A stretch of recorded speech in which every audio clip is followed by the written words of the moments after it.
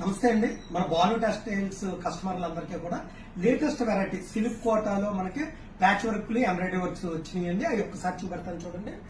ఈ సారీ అండి మనకి ఇది సిల్క్ కోట అండి. క్వాలిటీ వచ్చి సిల్క్ కోట క్వాలిటీ మనకి ఈ విధంగా ఉంటుంది. ఇది అప్లిక్ అండి, దాని మీద అప్లిక్ చేయబడ్డది. దీని కాస్ట్ వచ్చి 1706 రూపాయలండి. మనకి లెస్ పోను 1450 రూపాయలు పడుతుందండి. ఒకసారి ఓపెన్ చేసి చూపెడతాను చూడండి మేడం.